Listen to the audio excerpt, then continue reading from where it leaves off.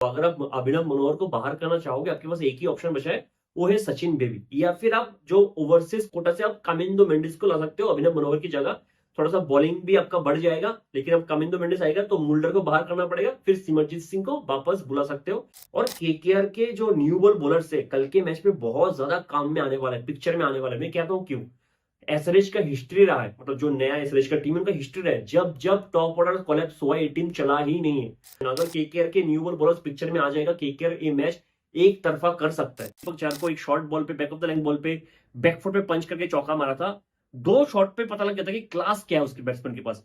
हालांकि रन नहीं आया, लेकिन ऐसा मत सोचो कि उसका फॉर्म नहीं है, फॉर्म है, बस थोड़ा सा टाइम चाहिए, रन आ जाएगा। ऐसा बिल्कुल भी नहीं है कि जो मैं कहता हूँ वही होता है, ज्यादातर टाइम में गलत ही बोलता हूँ, बस जो सही होता है उसको रिपीट कर देता हूँ कि लोगों को लगे सही बोल रहे हैं। क्योंकि गलती को बार बार दोहराना अच्छा चीज नहीं है। जो एसआरएच कर रहा है, बार बार सेम मिस्टेक को रिपीट कर रहा है, अगले मतलब पिछले 3 मैच से बैटिंग उनका स्ट्रेंथ है और बैटिंग से ही हार रहे हैं, बॉलिंग से हार नहीं रहे जो उनको वीकनेस है। आप सोच के देखो एक बार। मुझे मुझे थोड़ा बहुत एक फीलिंग आ रही है कि एसआरएच धीरे धीरे इंग्लैंड टीम जैसे बन रहा है, कि बेसबॉल बेसबॉल थोड़े टाइम तो चला, बहुत चला, लेकिन बहुत ही कम टाइम तक चला। वो क्रिकेट लॉन्ग लास्टिंग भी होना चाहिए, वो एसआरएच से हो नहीं रहा है। मैंने एक चीज के बारे में कहा था प्रीव्यू वीडियो पे कि एसआरएच के अगर आप 3 विकेट जल्दी से जल्दी ले लो, ये टीम कभी जीतता ही नहीं है। एक बेहतरीन स्टैट्स आज इन्होंने दिखाया कि अगर एसआरएच के दोनों ओपनर्स पहले 6 ओवर पे आउट हो जाए, आउट ऑफ 6 मैचेस 5 मैच वो हारते हैं। 6 में से 5 बार वो मैच हार जाते हैं जहां पे उनके दोनों ओपनर 6 ओवर पे आउट हो जाए। और ये ऑलमोस्ट रिपीटेशन था 2024 फाइनल का। उधर एसआरएच 113 पे ऑल आउट था पहले बैटिंग करते हुए, इधर भी 120 बनाए, 113 पे ही ऑल आउट हो जाता अगर कमिंदो मेंडिस का कैच एंडरसन पकड़ लेता, तो इससे भी कम ही बनता। ठीक है, उस दिन भी वेंकटेश ने धोया था, आज भी वेंकटेश ने धोया है, ऑलमोस्ट रिपीटेशन था। एनीवे शुरू से शुरू करते। केकेआर की प्लेइंग 12 में एक चेंज था कि स्पेंसर जॉनसन बाहर गया, उसकी जगह मोइन अली आया है। तो देख के लगा कि शायद केकेआर जो पिच एक्सपेक्ट करा था, रहा ने जो पिच एक्सपेक्ट करा था वो पिच उनको मिला है, जहां पे थोड़ा स्पिनर्स को असिस्टेंस मिले, थोड़ा ग्रिप मिले। ठीक है, और एसआरएच के प्लेइंग 12 में जो हमने पहले डिस्कस किया, कमिंदो मेंडिस आ गया है अभिनव मनोहर की जगह, जो सबसे वीकेस्ट लिंक था। और क्योंकि कमिंदो ओवरसीज प्लेयर है, मुल्डर को बाहर करना पड़ा, उस जगह सिमरजीत सिंह आ गया। कितना सही डिसीजन है वो तो आपको बाद में पता लगेगा। अब पैट कमिंस जो हमेशा फर्स्ट चेंज बॉलिंग करते हैं, फर्स्ट चेंज बॉलिंग मतलब न्यू बॉल बॉलर, 2 बॉलर होते हैं, जब आप पहला एक बॉलर चेंज करते हो उसको फर्स्ट चेंज कहते हैं। T20 में और टेस्ट में भी वो ज्यादातर फर्स्ट चेंज ही बॉलिंग डालता है। ये चीज मुझे अच्छा लगा और प्लान काफी स्ट्रेट था, क्योंकि अगर आप देखो पिछले 3 मैच पे एसआरएच न्यू बॉल से विकेट ले नहीं पा रहा था। एक तो रन भी कम बना रहे थे और न्यू बॉल से विकेट ले भी नहीं पा रहा था। तो पैट का मैंने सोचा न्यू बॉल से मैं ही करता हूं, मैं ही कुछ डिसाइड करता हूं। और स्ट्रेट वे प्लान था कि आके, क्योंकि बाउंड्री का जिस एंड से पैट कमिंस दौड़ के आ रहा था, उस एंड से मतलब उनके लेफ्ट से बाउंड्री का डायमेंशन बड़ा था, जो डीप मिड एरिया था। ठीक है, तो शॉर्ट बॉल डालेंगे, नारिन और डिकॉक को, इनको पुल करवाएंगे, और सेम शॉर्ट बॉल डालते हैं, डिकॉक पुल करते उसी प्लान के ट्रैप में फंस जाता है। आउटस्टैंडिंग। और पैट कमिंस का एटीट्यूड मुझे हमेशा अच्छा लगता है कि जब भी टीम में कुछ काम नहीं कर रहे, मतलब बॉलिंग यूनिट पे ऑब्वियसली बैटिंग से वो कुछ कर नहीं सकते, तो पैट कमिंस ट्राई करते कि मैं कुछ एक्स्ट्रा एफर्ट डालूं, मैं कुछ एक्स्ट्रा करूं ताकि टीम के फेवर में हो जाए।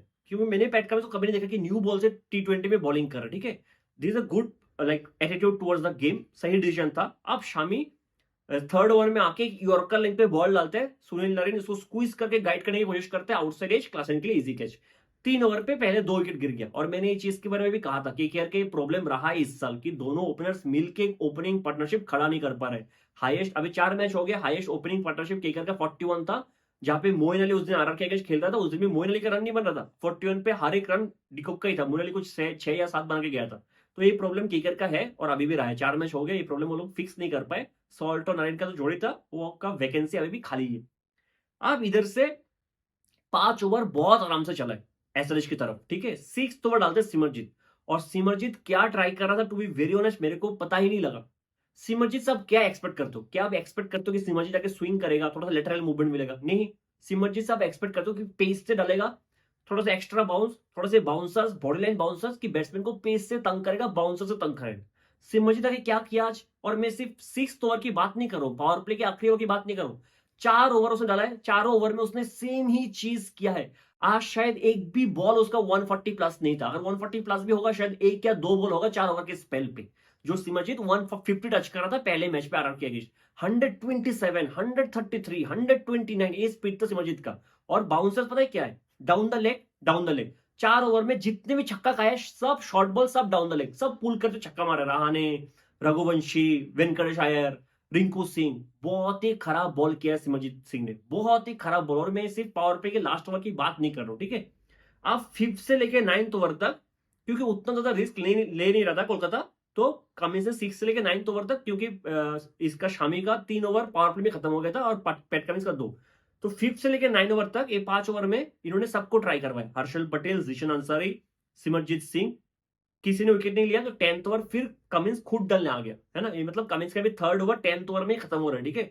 इसका भी एक प्रॉब्लम देखने को मिला है आज के दिन। तो उस ओवर में थोड़ा सा प्रेशर तो कमिंस ने बनाया था, एक छक्का लगा था, लेकिन पहले 5 बॉल में शायद 2 ही रन आया था। 11th ओवर डाला था जीशन अंसारी, उसके थोड़ा स्लो रहा था, थोड़ा सा लेंथ थोड़ा सा खिंचा हुआ था।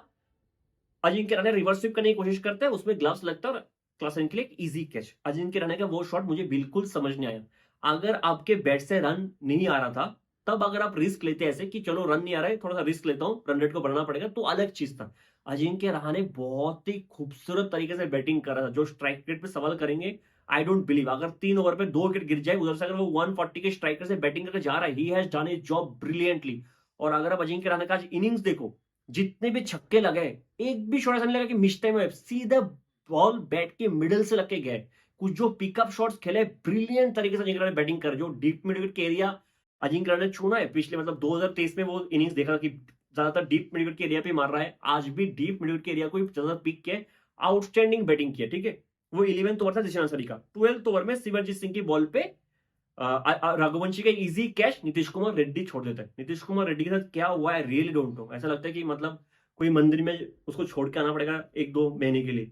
मतलब ना फील्डिंग हो रहा है, इजी बॉल छोड़ के बाउंड्री दे रहा है, इजी कैच छोड़ रहा है। रघुवंशी 43 के स्कोर पे था, चलो उस कैच का तो नुकसान नहीं हुआ, और बैटिंग तो बिल्कुल भी नहीं हो रहा है, उस पर बात पे था। इजी कैच नीतीश कुमार रेड्डी छोड़ देते हैं, लेकिन ज्यादा नुकसान नहीं हुआ, क्योंकि 13th ओवर में बॉलिंग डालने आते कमिंदो मेंडिस, ठीक है। अब रघुवंशी कोशिश करता है कि एक्स्ट्रा कवर के ऊपर से चौका मारे इनसाइड आउट, लेकिन आउटसाइड एज लगता है, और हर्षल पटेल का भागते हुए, शायद डीप पॉइंट पे था वो, डीप बैकवर्ड पॉइंट पे था वो, उधर से भागते हुए बहुत अच्छा कैच था। तो इधर तक तो बहुत अच्छा कर रहा था एसआरएच, मतलब to be very honest. 4 wicket गिर गया, 2 सेट बैट्समैन का विकेट अगर एक साथ गिर जाए, और क्या बेटर हो सकता है एसआरएच के लिए, इससे बेटर तो कुछ नहीं हो सकता था। इधर से लेके 15th ओवर तक सब कुछ सही चला था, क्योंकि जब वेंकटेश अय्यर और क्या रिंकू सिंह बैटिंग करने आया था, उनके बीच जो पार्टनरशिप होता, बीच में 18 बॉल पे एक भी बाउंड्री नहीं था, तो लग रहा था कि एवरीथिंग इज फाइन। अब क्या होता है, आप 17th ओवर डालते हैं हर्षल पटेल, 15 रन, मतलब पूरा पर्पल करके छोड़ दिया उसको। 18th over Simarjeet Singh 19 run, और जो मैं कह रहा था पहले, short ball down the leg, short ball down the leg, और कुछ है नहीं, और पेस तो है ही नहीं सिमरजीत के पास। आई वाज शॉक, क्या किसी ने उसको आगे आज एक चीज कहा है कि सिमरजीत आज तो पेस से बॉल मत डाल, आज तो स्लो डाल, एक ईडन गार्डन का पिच है, अगर तो थोड़ा पेस से डालेगा बॉल बैट पे आसानी से आएगा, और ज्यादा मार खाएगा तो थोड़ा स्लो ही डाल। वरना इतना पेस में वेरिएशन, जहां पे पहले मैच में 147 148 से आप डाल रहे थे, आज 128 123 124, और ऐसा नहीं है स्लो रन, सिम के साथ ऐसा पेस था उसका। उस ओवर में 19 रन देके गया। 19th ओवर पैट कमिंस डालता है, उस ओवर में पैट कमिंस 21 रन देके जाता है। पैट कमिंस पहले 3 ओवर पे 23 रन, लास्ट के ओवर पे 21 रन। हर्षल पटेल डालता लास्ट ओवर डालने, पहले 2 ball 2 full toss, Venkatesh Iyer 2 छक्का मारते हैं। वो तो अगले बॉल भी स्लॉट पे था, थोड़ा पेस ऑफ का से डाला था, तो वेंकटेश अय्यर उस बॉल पे आउट हो गए, ब्रिलियंट नॉक के लिए गए। 29 बॉल 60 फाइनली, मतलब वो जो 21 करोड़ वर्दी नॉक था, आज के दिन था। लेकिन बॉलिंग बहुत ही खराब किया सर, आखिरी के 5 ओवर में 78 रन दिए, 78 रन। और शायद यही प्रॉब्लम था, क्योंकि ऐसा ने सोचा पिछले 3 मैच पे हमने न्यू बॉल से ज्यादा विकेट नहीं लिया, तो इस बार न्यू बॉल से अच्छा करने के चक्कर में पहले 10 ओवर में शमी का 3 ओवर, और फिर इसका पैट कमिंस का 3 ओवर खत्म हो गया, फिर शमी का 1 ओवर बचा जो मिडिल ओवर पे शमी को दे दिया, और फिर पैट कमिंस का 1 ओवर था जो यहाँ पे डेथ पे वो मार खा गया। तो एसआरएच के डेथ बॉलिंग है कौन? सिमरजीत सिंह डेथ पे बॉलिंग करेगा अब। हर्षल पटेल जो डेथ के एक सर्टिफाइड बॉलर है, हर्षल पटेल के 4 ओवर में आप मुझे बताओ क्या एक भी यॉर्कर उसने डाला है? एक भी यॉर्कर। चलो पैट कमिंस उसके 19th ओवर में यॉर्कर डाला था, जिसमें भी वेंकटेश अय्यर ने बेहतरीन तरीके से चौका मार दिया, ठीक है, खोद के निकल दिया 2 पैर के बीच से। Harshal Patel wide full toss slow full toss, बस यही चल रहा था, या फिर short ball down the leg. एक यॉर्कर नहीं है, जो आपके डेथ स्पेशलिस्ट है, एक यॉर्कर नहीं है। सिमरजीत को छोड़ ही दो, उसने तो मुझे 6th ओवर में मेरा दिमाग खराब कर दिया कि कहां से बॉलिंग कर रहे हैं, क्या बॉलिंग कर रहे हैं, क्या सोच के आए आज। तो अगर आप शामी और पैट कमिंस के मतलब 3-3 ओवर पहले दे रहे हो, 10 ओवर के पहले, फिर उनकी मिडिल पे मार खा रहे लोग, जिस दिन शुरू में आते नहीं है, शुरू में कोई विकेट नहीं ले पाता है, मतलब ओवरऑल बॉलिंग बहुत ही खराब हो रहा है। लेकिन पैट कमिंस से कैप्टनसी भी मुझे लगता है थोड़ा सा खराब हुआ है, थोड़ा सा नहीं ज्यादा खराब हुआ है। जीशन अंसारी और कमिंदो मेंडिस ने कुछ गलत नहीं किया था मेरे हिसाब से। इन दोनों का मिलके और 2 ओवर बनता था, मतलब दोनों का मिला के कॉम्बाइंड एक ओवर 2 ओवर बनता था मिडिल फेज में। आपने 2 ओवर क्यों नहीं दिया? 4 रन देके 1 विकेट लेके गया था कमिंदो मेंडिस, उसका कोई ओवर ही नहीं अगले टाइम पे। मतलब उस एंड से और एक ओवर बनता था उसका, जीशन अंसारी और एक ओवर डाल सकता आराम से। उसने कुछ खराब नहीं किया था जीशन अंसारी। वो तो मिस फील्डिंग में अनिकेत वर्मा चौका दे रहा है, ये चौका दे रहा है तो मार खा गया। तो इधर मुझे लगता है पैट कमिंस से ब्लंडर हुआ है कि सिमरजीत पे ट्रस्ट करना और एक एक्स्ट्रा ओवर देना, जहां पे पहले 3 ओवर पे उसने आज दिखा दिया उसका रंग कि वो क्या करने वाला है। हर्षल पटेल मतलब बेस्ट से बेटर कैप्टेंसी हो सकता था, लेकिन वेंकटेश और रिंकू सिंह, वंस अगेन रिंकू सिंह भी आज फॉर्म पे आया है। 17 बॉल 32 ब्रिलियंट नॉक। रसल की अगर 2-3 बॉल लग जाता ना तो शायद ये टारगेट और भी बड़ा होता। जहां पे केकेआर था 15 ओवर्स पहले 12-13 ओवर तो लगा कि पूरा एसएच का ही गेम है, क्योंकि ईडन गार्डन का पिच है। हमें पता है जैसे रहाणे पिकअप शॉट खेला तो लग रहा था कि पिच में इतना कुछ ये नहीं है, खराबी नहीं है। ठीक है, हालांकि स्पिनर्स की बॉल होल्ड कर रहा था और कमिंस से तो गलती हुआ है, लेकिन जो कमबैक करवाया वेंकटेश अय्यर और रिंकू सिंह ने, आउटस्टैंडिंग। अब जब एसआरएच का इनिंग स्टार्ट होता है, दूसरे बॉल पे वैभव वर्मा एक गुड लेंथ पे बॉल डालता है जो गिर के ऐसा लगा कि थोड़ा सा लेट आउट स्विंग हुआ है। ट्रेविस हेड लेंथ देख के मतलब ये हो गया कि मारना ही है, ड्राइव करने का सीधा खड़ा कर दिया। हर्षित राणा एक बेहतरीन कैच, देखने में लगा है कि इजी, लेकिन बहुत अच्छा कैच था हर्षित राणा का। हर्षित दूसरे ओवर लेके आते हैं ऑफ कटर, अभिषेक शर्मा दूर से ड्राइव करने गया, आउटसाइड स्लिप पे कैच। वैभव थर्ड ओवर पे आता है, आके ईशान किशन पे एक फुल लेंथ पे बॉल डालता है, ईशान जोर से ड्राइव करता है, अजिंक्य राणा का शॉर्ट कवर पे एक बेहतरीन कैच लेफ्ट पे ड्राइव करते हुए। ईशान ने टाइम तो किया था लेकिन बॉल को ग्राउंड पे नहीं रख पाया और ना ही रहाणे से दूर रख पाया। आउटस्टैंडिंग कैच था, 3 विकेट जल्दी गिर गया। वो 5th ओवर था, वैभव का तीसरा over, wicket maiden, double wicket maiden जा सकता था अगर कमिंदो मेंडिस का वो कैच रसल पकड़ लेता। आप सोचो, शायद ये दूसरा विकेट मेडन है इस आईपीएल का जो जोफ्रा ने सीएसके के अगेंस्ट डाला था। पावर प्ले में ऑलमोस्ट मैच खत्म था, पावर प्ले का नेक्स्ट ओवर डालते हैं रसल। कोई मुझे समझा सकता है जो नीतीश ने किया है, क्या सोच के किया है, शॉट क्या था, लॉजिक क्या था इसके पीछे? क्या आप बड़े शॉट खेलने गए हो? नहीं, बड़ा शॉट तो वो नहीं था। आप करने की कोशिश क्या कर रहे थे? क्या उनको लगा कि रसल ग्लैन मैग्रे थे? चिप इन करने जाते हैं, हाफ हार्टेड चिप इन। कि आप जनरली कब करते हो चिप इन? कि 30 सर्कल में इस जोन पे फील्डर नहीं है, एक बाउंडर पे फील्डर है, थोड़ा सा चिप इन कर देता हूं कि फील्डर तक भी नहीं जाएगा, नो मैंस लैंड पे गिरेगा, मैं सिंगल डबल ले लूंगा। आपने चिप इन किया, ये सीधा फील्डर के हाथ में, नरेन के हाथ में। इतने खराब फॉर्म में मैंने नीतीश कुमार रेड्डी को कभी भी नहीं देखा, कभी भी नहीं। मतलब फील्डिंग हो नहीं रहा है, और ये आज के मैच का नहीं है, पिछले मैच पे भी अगर आप जाके देखो उसे ग्राउंड फील्डिंग बहुत खराब था नीतीश का। और मैंने शायद ये चीज मेंशन भी किया था कि कॉन्फिडेंस ही नहीं है, आपसे कैच नहीं पकड़ा जा रहा है और बैटिंग तो हो भी नहीं रहा है। और मैं इसलिए नहीं कह रहा हूं कि रन नहीं आ रहा है, रघुवंशी का भी पहले 3 मैच में रन नहीं आ रहा था, फिर भी मैंने कहा कि बहुत अच्छा टच पे लग रहा है। जो दीपक चार को उसने बैकफुट पे एक पंच किया था, मैंने मेंशन किया था, इसलिए मैं हमेशा कुछ कुछ शॉट्स को ज्यादा मेंशन कर देता हूं, आपके बैट्समैन का क्लास पता लगता है। जो मुंबई के अगेंस्ट मैच पे दीपक चार को फ्लिक बैकफुट पे एक पंच किया था रघुवंशी, पता लगा था कि बैट्समैन फॉर्म पे है, बस रन नहीं आ रहा है, और आज वो रन आ गया। नीतीश कुमार रेड्डी दूर दूर से टच पे नहीं लग रहा है, दूर दूर से। और मुझे वो भरोसा है भी नहीं कि कब वो फॉर्म पे आएगा। बॉलिंग तो वो कर भी नहीं रहा है, एज ए प्योर बैट्समैन खेल रहा है, और 4 मैच पे कुछ नहीं किया अभी तक, ना फील्डिंग कर रहा है। एज एन इम्पैक्ट उसको खेलना चाहिए अभी, टू बी वेरी ऑनेस्ट, क्योंकि ट्रेविस हेड बॉलिंग करके दे सकता है। नीतीश कुमार रेड्डी बॉलिंग तो कर नहीं रहा है, वो बॉलिंग के लिए फिट नहीं है शायद, क्योंकि इंजर्ड था। मुझे नहीं लगता है वो उसको एनसीए से क्लियरेंस मिला होगा। बहुत ही बुरा लगता, मतलब कोई क्या उसको जब एमसीजी में उसका इनिंग्स देखे कोई गोरे ने उसको मतलब ऐसे ही कर्स कर दिया, क्या कर दिया पता नहीं लग रहा कि रन बन ही रहे ऐसे फॉर्म पे Nitish Kumar Reddy. I can't seriously believe, मतलब ऐसा दूर दूर से नहीं लग रहा कि नीतीश कुमार रेड्डी, दूर दूर से। फिर अनिकेत वर्मा आता है, और अनिकेत वर्मा का मैंने कहा भी था कि बहुत ही की बैटल होने वाला है कि Aniket versus Sunil Narine and Aniket versus Varun Chakravarthy, जिसके लिए मैं सबसे ज्यादा एक्साइटेड था। क्यों? क्योंकि अनिकेत वर्मा पहले 3 मैच में स्पिनर्स को बहुत अच्छा खेला है, कुलदीप को अच्छा खेला, अक्षर पटेल को अच्छा खेला, लेकिन मैंने कहा था कि अब आएगा हाई क्वालिटी स्पिनर्स अनिकेत के सामने, और मैं देखने के लिए एक्साइटेड हूं अनिकेत क्या करते हैं। दूसरा बैटल जो देखने के लिए मैं सबसे ज्यादा एक्साइटेड हूं, अनिकेत वर्मा वर्सेस वरुण चक्रवर्ती एंड सुनील नारिन।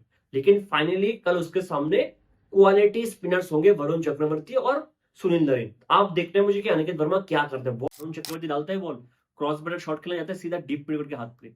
इससे पहले कमिंदो मेंडिस भी सुनील नारिन का दूसरा तो नहीं था, लेकिन एंगल करके बाहर ही जा रहा था बॉल, उस पर बैकफुट पे जाके मारता है सीधा डीप मिड के हाथ पे, वही कर रहे थे। मैच उधर ही खत्म। क्लासन पहले आउट था वरुण के बॉल पे, नारिन के बॉल पे, जो डिको ने कैच पकड़ा था, लेकिन सिर्फ डिको की अपील किया, एज था, किसी ने रिव्यू नहीं लिया, लेकिन कुछ प्रॉब्लम नहीं था। वैभव आता है अपना लास्ट ओवर डालने, स्लो बाउंसर, हालांकि स्लो बाउंसर नहीं था, उसने उंगली नहीं फेरा था, सीधा डाला है सिम के साथ, ऐसा लगा कि बॉल पिच पे होल्ड होकर आया है क्लासन के पास, क्लासन पुल करता है, 30 सर्कल भी क्रॉस नहीं हुआ है, इजी कैच मोनाली के लिए, मैच उधर ही खत्म। आप एक चीज बताओ, आप इसको कैसे एक्सप्लेन करोगे? आज तो ऐसा भी नहीं है कि एसएच ने कुछ तूफानी कर दिया और तूफानी करने के चक्कर पे आउट हो गए। क्या कुछ तूफानी किया है? अगर तूफानी करते आपका रन रेट तो एटलीस्ट 9-10 के ऊपर होना चाहिए था, आपका रन रेट कभी 10 के ऊपर गया ही नहीं इस मैच पे।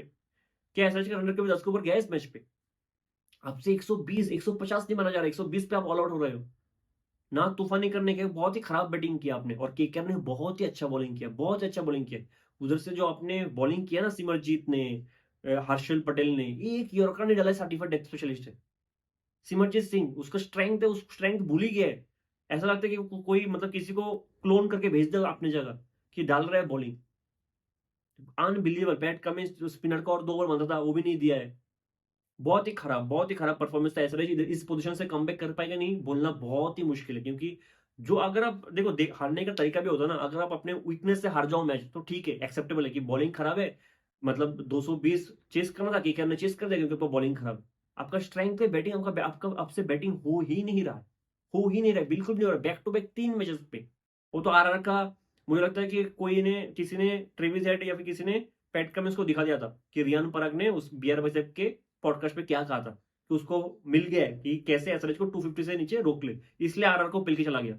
बाकी किसी टीम से बैटिंग हो नहीं रहा है, और रियान पराग को बोलना नहीं चाहिए था, वरना आरआर के साथ भी रन नहीं बनता शायद उनका। एनीवे, केकेआर के लिए बहुत सारे पॉजिटिव्स है। हम कह भी रहे थे कि केकेआर का जो वीकनेस रहा है इस टूर्नामेंट पे, उनका स्ट्रेंथ ही उनका वीकनेस बन गया, जो मिडिल ऑर्डर पे, लोअर मिडिल में सबसे स्ट्रॉन्ग है केकेआर। अगर आप किसी के साथ टीम के साथ भी कंपेयर करो, मुझे नहीं लगता केकेआर से टॉप, मतलब strong middle order, lower middle order किसी टीम के पास है। Venkatesh Iyer, Rinku Singh, Ramandeep Russell, outstanding players, और उनका रन नहीं आ रहा था। एक कंसर्न था, आज वो भी रन आ गया। बहुत सारे पॉजिटिव है, जिस तरीके से आज हर्षित राणा ने न्यू बॉल के साथ बॉलिंग किया, बहुत अच्छा बॉलिंग किया। वैभव बराड़ा आउटस्टैंडिंग बॉलिंग किया। बाकी तो इनके 2 स्पिनर्स हमेशा से वर्ल्ड क्लास स्पिनर्स रहे, उनको थोड़ा सा भी ग्रीप टर्न मिलेगा, वो लोग काम खत्म कर देंगे। और जिस तरह रहाणे का बैटिंग फॉर्म है, हालांकि बीच में 2 मैच पे रन नहीं आया था, लेकिन फिर भी जो दूसरा मैच था आरआर के अगेंस्ट, मैंने कहा था कि टच पे लग रहा था, और उस दिन उसका माइंडसेट भी अच्छा था। तो अभी हर एक बैट्समैन की ग्लिम्स देखने को मिल गया है ना। रसल भी मार देगा, रसल का ऐसा नहीं है, रसल ऐसा कभी नहीं है कि कंसिस्टेंटली हर एक बॉल पे मारते हैं। रमनदीप मुझे लगता है कि फॉर्म पे है, बस अभी तक वो मौका नहीं मिला है शोकेस करने के लिए। बस एक ही कंसर्न है कि डिकॉक ने भी एक मैच में रन बनाया, नरेन ने भी एक मैच में रन बनाया, दोनों मिलकर अच्छा स्टार्ट नहीं दे पा रहे। अगर दोनों मिलकर अच्छा स्टार्ट देगा तो जैसे बेटर कर सकते हैं केकेआर। मिलते हैं अगले वीडियो में, तब तक के लिए जय हिंद।